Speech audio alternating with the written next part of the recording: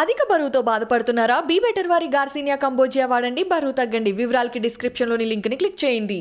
Please understand why I have been disqualified. I've been disqualified because the Prime Minister is scared of my next speech. He's scared of the next speech that is going to come on Adani, right? I've seen it in his eyes.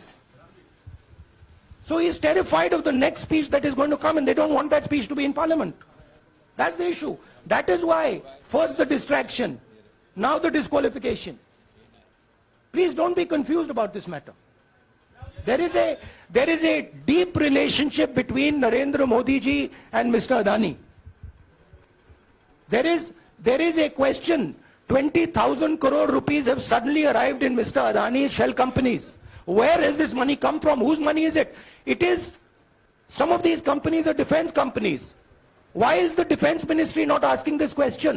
Why is the defense ministry not asking the question? But please explain to us, whose money is this that is being spent on our drone development, that is being spent on our missile development, that is being spent on our ordnance production? Why is the defense ministry not asking this question? Manjari, please. एक minute, मंजरी.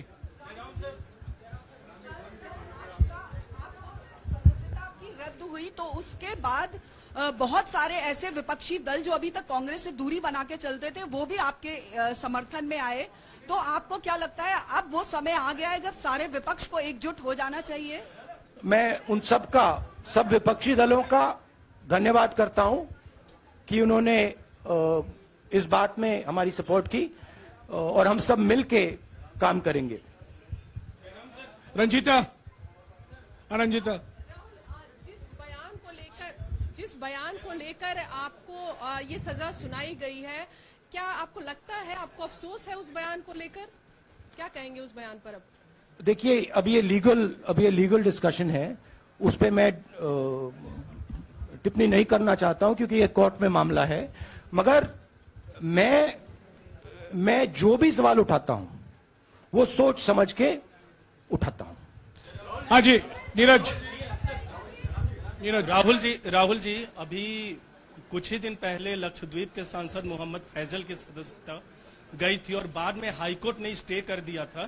अभी उनकी membership reinstate नहीं हुई है. देखिए, तो सुन लीजिए. हाँ. राहुल जी सुन लीजिए, अभी उनकी सदस्यता रीइंस्टेट नहीं है, लेकिन चुनाव आयोग ने चुनाव की घोषणा करने के बाद उसे रोक दिया था. अगर ऊपरी अदालत से आपको स्टे मिलता है तो आपको उम्मीद है कि लोकसभा स्पीकर भी आपकी सदस्यता को बहाल कर देंगे?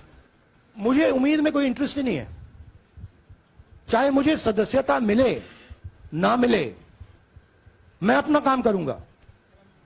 अगर ये मुझे परमानेंटली डिस्क्वालीफाई कर दें तो भी मैं अपना काम करूंगा. अगर मुझे रीइंस्टेट कर दें तो भी मैं अपना काम करूंगा. मुझे कोई फर्क नहीं पड़ता मैं पार्लियामेंट के अंदर हूं या बाहर हूं, कहां हूं. मैंने आपसे कहा मुझे अपनी तपस्या करनी है, मैं उसको करके दिखाऊंगा. आपके लिए नहीं, अपने लिए. रवि, एक मिनट रमन. हाँ. एक मिनट रमन.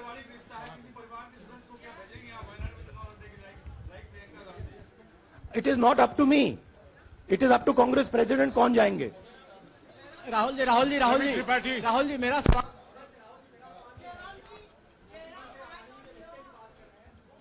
आपके यहाँ बैठे हैं. हाँ. दोनों मुख्यमंत्रियों का भी अडानी जी से रिश्ता है, उनके साथ लेन देन का मामला, उसका कहा जाए धंधे का मामला है. लेकिन क्या धंधे का मामला, क्या बात कर रहे हैं? ये धंधा रोकेंगे ये लोग? जिनके पास जो भी स्टेट का उनके साथ नाता है, जो भी बिजनेस चल रहा है, वो बिजनेस रोका जाएगा क्या? देखिए, सिंपल सी बात है, आप डिस्ट्रैक्ट करने की कोशिश मत कीजिए. 20,000 करोड़ रुपए अदानी जी की शेल कंपनीज में कहां से आए? आप इंक्वायरी कीजिए. अगर बात निकली कि हमारे चीफ मिनिस्टर का पैसा है तो इनको जेल में डाल दीजिए. अगर बात निकली तो किसी और का पैसा है तो उसको जेल में डालिए. Siddharth sir. Rahul sir please. Madam एक मिनट. मैडम आप लोकतंत्र को समझिए. ये जो पैनिक रिएक्शन इन्होंने किया है नरेंद्र मोदी जी ने, इससे सबसे ज्यादा फायदा मिलेगा विपक्ष को. ये इन्होंने हमें हथियार पकड़ा दिया है. ये आप बात समझिए. ये मोदी जी पैनिक में आ गए कि बात निकल जाएगी, ये 20,000 करोड़ रुपए किसके हैं, डर गए, घबरा गए. इन्होंने पूरा सीक्वेंस शुरू कर दिया.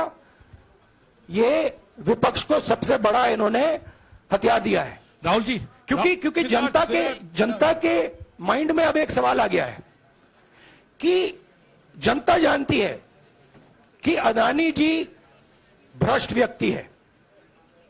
अब जनता के माइंड में यह सवाल उठा है कि इस भ्रष्ट व्यक्ति को हिंदुस्तान का प्रधानमंत्री क्यों बचा रहा है। यह मतलब अब सब कुछ बीजेपी के लोग, नरेंद्र मोदी जी सब कुछ इस व्यक्ति को बचाने के लिए क्यों कर रहे हैं। दूसरा सवाल, बीजेपी के लोगों ने कहा कि अदानी पर आक्रमण देश पर आक्रमण है। मतलब इनके माइंड में देश अदानी है और अदानी देश है। बात समझिए। राहुल जी, हाँ, सिद्धार्थ। राहुल जी, मेरा सवाल आपसे ये सिद्धार्थ। है कि जब आप ये फैसला सामने आया, आपको मैक्सिमम पनिशमेंट जो है इसमें जो हो सकती है वो आपके लिए मुकर्रर की गई।